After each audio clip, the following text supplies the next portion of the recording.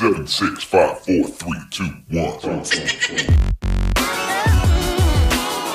So we are here in Kurame Ramen Seiyuken. We have traveled out of Tokyo all the way down to Fukuoka, and then we went from Fukuoka to Kurame, so we are having Tonkotsu ramen today. This place is beyond legit. It started in 1952. Someone started a street stall and they started this original kind of ramen. They have this recipe that's been passed on forever. Yep. It's older than us. I feel like this is the first official real Japanese ramen video we're putting out there, aren't we? We have been in Japan for a year now, and we didn't want to rush a ramen kind of video, but here comes a ramen.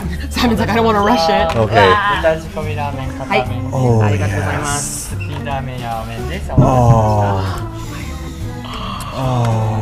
Arigatou gozaimasu.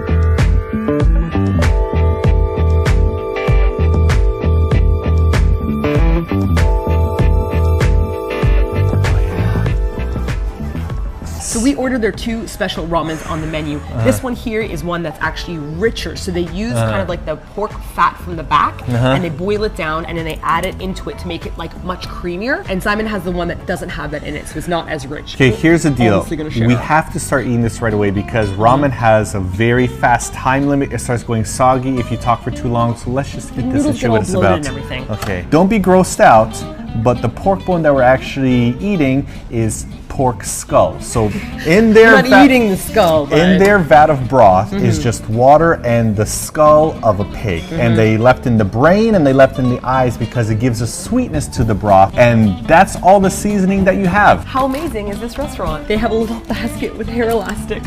Hey, you know that a girl is serious if she looks in the eyes, puts her hair back in a ponytail, and starts slurping down some wet noodles. You know what I'm talking about. I'm only talking about ramen. Get your head out of the gutter. Let's start. Itadakimasu. Ooh, I can see little pieces of the pork fat floating around here. Oh my god. Let me try. Oh my god. I don't have any in mind. Because you didn't get the rich one. Try this. Ready? Those are like little fried bits. Tiny fried bits of like pork rind magic. Ayo. Right? It tastes like pork rinds. It is pork rinds. It's just pork rinds in a soup. Oh my god. I don't know how to explain this flavor because I don't really have broths like this back in North America. It's creamy and rich, but it's not like milk creamy. The closest equivalent is like a cream of mushroom soup. That's the only taste that I remember that this is kind of like. Well, the key with this kind of soup is the collagen. So this particular shop boils it for like 3 days until everything is broken down. It's actually pretty healthy for you technically. All those nutritions and then carbs and noodles. You say it's pretty healthy with all those carbs and noodles? And I gotta say, I'm really embarrassed when it comes to eating ramen noodles because I don't know how to do it right. All of my friends, I could just put a bunch in their mouth, slurp it down, and the whole point of slurping is that you don't want to wait for it to cool down, so you're breathing in so that it cools it down, but I just keep on choking on my noodles. You really can't do it? Okay, watch. Take it like this. I grab it with my teeth and I pull the noodles up the bottom while I catch it in my teeth doing this. Okay, like show that. me. Okay, ready, watch.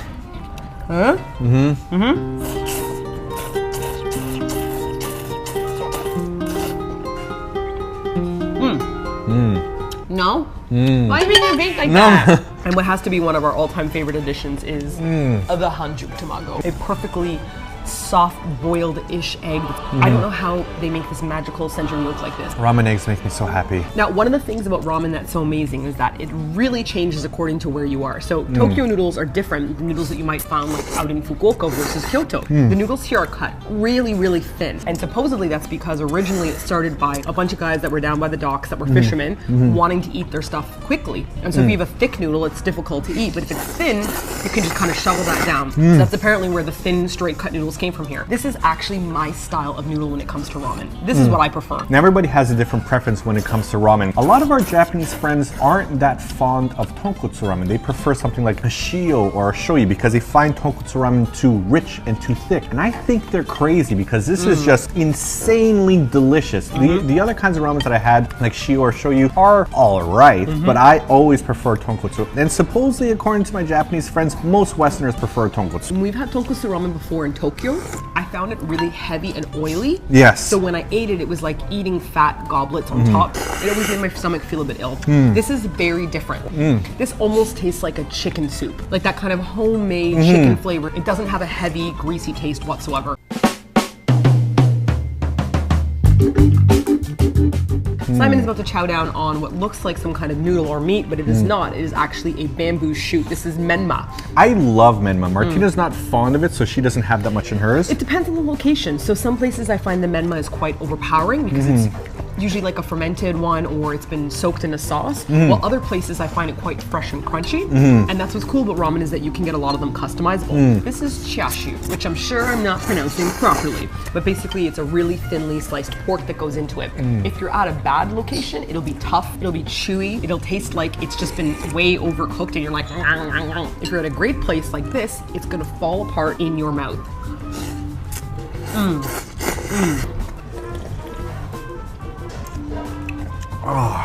Oh, baby, you understand me, don't you? Yes, you do. Put you in my stomach and remember you forever. You know what? I'm not even gonna go to the bathroom. I'm gonna hold it in for you. I'm gonna keep you with me forever. Are you talking to me or the ramen? To you! Of course. My love. You gonna finish that? I will say though, what I just did is a little bit strange because in most of the ramen shops that I've gone to, I see people finish the noodles and then pretty much leave the broth behind, but I don't know how they could do that. This is so delicious. Maybe because it's not super healthy or whatnot, so people just want to have the noodles instead. But I think I'm like one of the only people that I know that finishes my broth. What you have to do is book a plane ticket. Look. You need to fly to Japan. Come all the way here. You come to Fukuoka, Yes. okay? You come to Kurume, Yeah. and then you order the soup, and Yep. then you go, oh my god, I know understand what you're now. talking I about understand. now. And then you'll join our club. You know what? I don't think we actually filmed enough.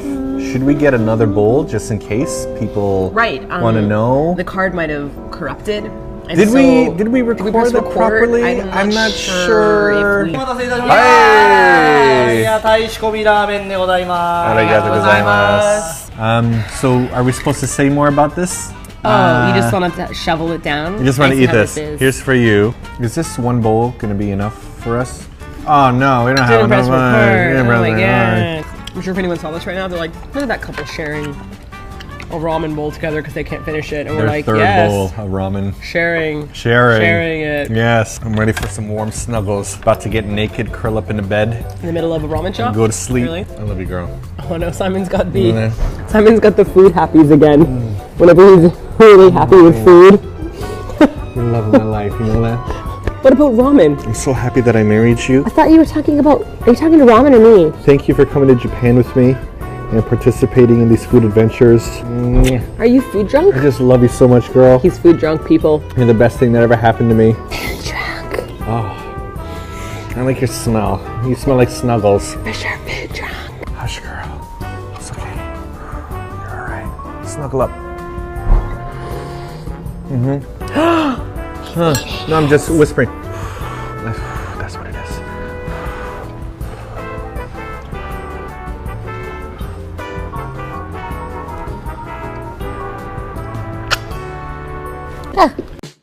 Ooh, what's that? You thought this video wouldn't have any sexy food porn voice talking? Well, you were wrong. It's time to embarrass you in front of your family. What's that they're watching right now? Ooh, what are these noises coming from the computer? It's all about food, baby. It's all about food. Bet you wish you had headphones on now, don't ya? You want to see something sexy? Take a look at that meat, that beautiful piece of meat. Ooh, love the way you drop into that hot, white, milky liquid. Oh, just like that. Open it up, open it up, open it up. Oh, gently place it in. Fantastic. Ooh, I could eat that every single day. Okay, it's safe now. You can take off your headphones and turn the volume back up. Haha, I was lying. Did you know this restaurant did fried rice using the leftover pork from the ramen? Oh my god, look at it being tossed in that machine, just whipped around back and forth. Ooh, what a naughty walk. Throw that all over my rice-covered body. Oh yeah, just like that. I love it when you beat that egg in that hot, sizzling wok. Oh, add those onions in as well. Ooh, you're such a bad chef, aren't you? That's right, serve that rice up into that box. Oh, look at it shaking, my god, with those flavors. Oh, I could have that every day. Okay, now I'm done. Was it good for you?